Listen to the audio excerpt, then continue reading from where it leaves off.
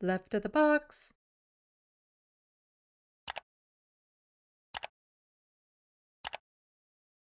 So as I was mentioning before, lots of other content creators have already covered this because they've done streams on Monday, yesterday, and stuff.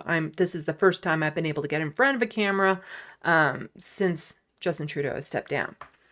David Dole of the Rational National, he will often cover prominent Canadian news like this, which is good. It's not his focus. He's acknowledged that plenty of times.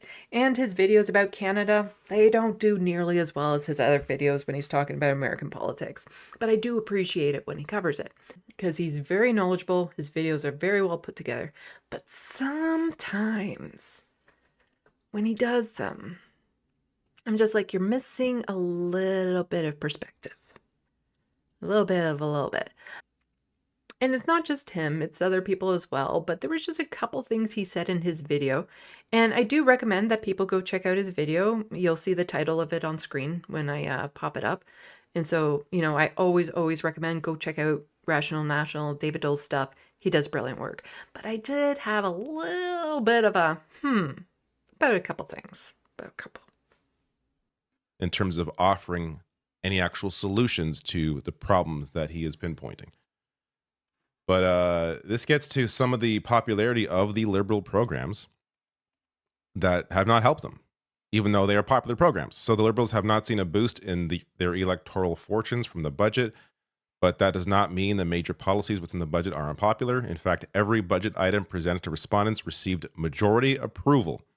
So the new Canada Disability Benefit, dental care, and pharmacare receive a thumbs up from at least 7 in 10 Canadians overall, as well as Okay, it's just right there. This bugs me. half or more of every group of party supporters. So we'll go back. So here we have this. It was an Angus Reid poll, apparently. So the new Canada Disability Benefit, 74% approval. And David Dole is saying, these are things that the Liberals should be proud of, that they put these things through. And look at this poll. Look at how well this benefit did. I'd like to see the details of that poll. I'd like to see who was polled.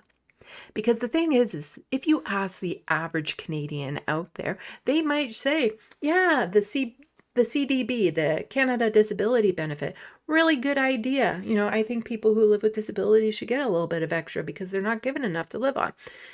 If you ask the average Canadian, they think that this is a real thing, that there is actually a Canada Disability Benefit that's helpful. The thing is that if you were to poll the activists, the consultants, the MPs who worked specifically on this bill, if you were to poll people living with disabilities, how we feel about this benefit, no one, it would pull at zero. This benefit was so fucking disappointing. And this is part of the problem when you start propping up the Liberals and you don't understand where this anger is coming from. That's the thing. People are really pissed off at the Liberals, but if you look at this and you think, oh, this is great. I don't understand. 74% of people approve of this. Not the people it actually affects, because the people that actually affects are only a handful of people. Because it turns out, instead of all people with disabilities, it's only those who qualify for the disability tax benefit in the first place, which is a very small percentage of people who actually live with disabilities. And then on top of that, you still have to do a secondary qualification and jump through hoops in order to then get access to this grand disability benefit. What that disability benefit is if you can get the maximum amount of this disability benefit, it's an extra $200 a month. We live in such dire poverty that with extra $200 a month, we're still in poverty. It only slightly improves the quality of life. It just means that they don't have to choose which necessity they go out without that month. Instead, they have to choose luxury things like heating or extra foods. Like, it is so, like, this is the maple washing, this is the whitewashing, and this is why a lot of people don't understand where there's a lot of legitimate anger coming from when it comes towards the Liberals. Nobody who this benefit, like the people who were involved with it, weren't happy. In fact, I had Mike Morris on my show talking about this specifically because he was involved with passing this benefit, and he tried so hard. And even he says that it was the Liberals just spitting in the face of people with disabilities, that this is how disappointing this benefit was. And so unless you're able to identify that and understand where that anger is coming from, this ain't going to help the Liberals at all. Not at all. So I was really kind of pissed off with this part. Like, it's not David. It's not his fault. But this is like some of the extra analysis that people don't quite understand. Like, a lot of people don't quite understand why there's so much anger towards the Liberals. Like, even the dental care and the pharmacare. I would love to see the details again. I would love to see the details, the questions, how they were framed, how they were laid out, because I don't think it's that high in reality. The people involved with the dental care, like the seniors who get it, I'm sure are happy about it. But it's more like, yeah, sure, it's great. Some people got it. But if you were to ask people, are you satisfied with the dental care you get in Canada? I think that would show a very different result. Like, are you happy with the pharmacare you get in Canada? Not just these specific programs, because yeah, I'm glad that some people will be helped by this. But the bills themselves were very disappointing. What the legislation passed was very disappointing. I'm glad it helps people, but it's still very disappointing.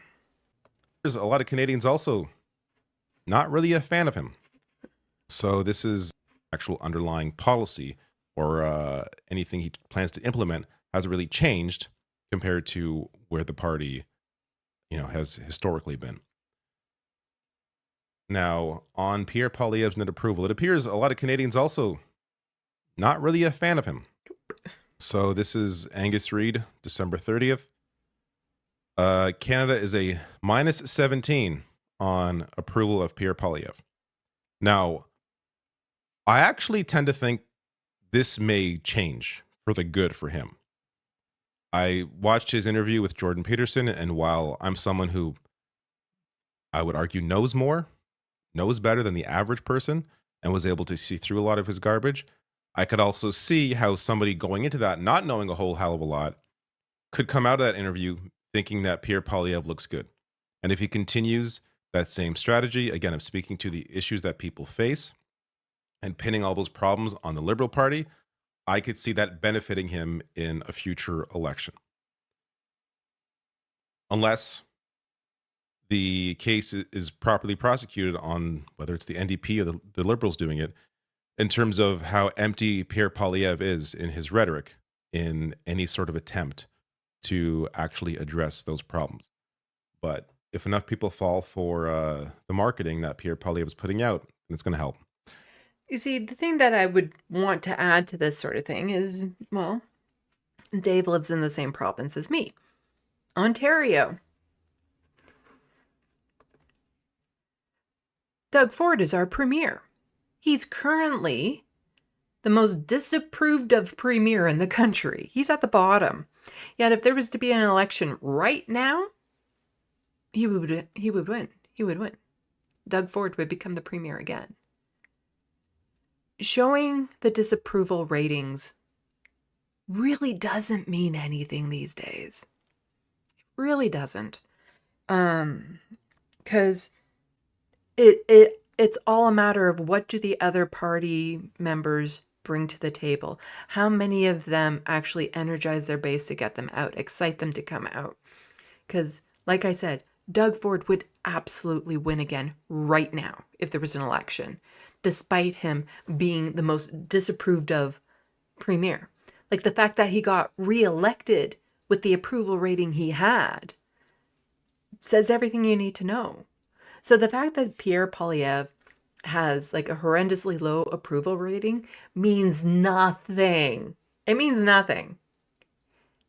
It really, it's a matter of, will his base vote for him? And his base will vote for him because his base isn't voting for him. They're voting for the right-wing agenda. Pierre Poilievre is a NPC, a non-player character in a game. He is a potato.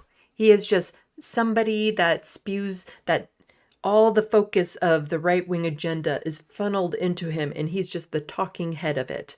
He's a program talking about all of it. That's all he is. He doesn't have his own personality. He doesn't have his own set of principles, his own values, none of that. He is just a talking figurehead for the right wing, and that is why he will get elected. It doesn't matter who he is. He could literally be a potato, and people would still vote for him because the right wing base is so energized to get out there and cause destruction and chaos and spread their hate, and they're angry. Like they're so angry because he helps stoke the flames of that anger. And anger is a very motivating, driving emotion. It's one of the emotions that will get people off their ass into the polls. And so the Liberals, the NDP, they don't got that. They don't have that right now. They don't have anything to excite people to get them out. And so it does not matter what his approval rating is. It doesn't even matter if there's a little bit of pushback from the NDP or the Liberals. The only thing that could change right now is if we got a strong, loud, and proud progressive stepping up for the NDP. Like somebody who's just unabashedly progressive, who will say that, pharmacare will be expanded to all medication. Dental care will be expanded to everyone. We'll have mental health care. We'll have eye care, hearing care. All your healthcare needs will be completely looked after. The cost of living, we'll help with housing and groceries, and we'll do all this stuff. We'll socialize more. We'll bring in more socialized housing at a rate unseen before in the history of Canada. Like all of this stuff that Jugmeat is not going to do. He ain't it. Which is really kind of disappointing.